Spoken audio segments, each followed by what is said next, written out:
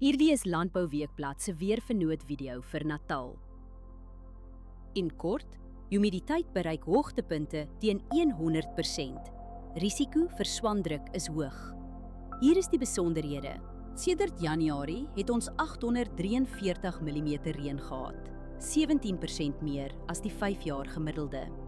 Groeigraad dae sedert Januarie staan op 1048. Dit is 27 grade dae laer as die 5-jaar gemiddelde. Die laagste temperatuur wat voorspel word is 5,3 grade. Die hoogste is 22,2 grade. Die grootste dag tot nagwisseling is sowat 16 grade, wat redelik groot is. Skerp wisselings van die aard stres die gewas en kan groei en blomontwikkeling beïnvloed. Net 0,4 mm reën word die week verwag, bykans verwaarloosbaar. Die ergste winddag is Maandag met ongeveer 20,1 km/h. Vir my spuit op daardie dag. Nog een dag die week raak ook 15 km/h of meer. Hou windsnelheid op die dag self dop voordat jy spuit, as ook windrigting, windvlae, temperatuur, humiditeit en delta T. Verdampen is die hele week onder 5 mm. Waterbehoefte is matig.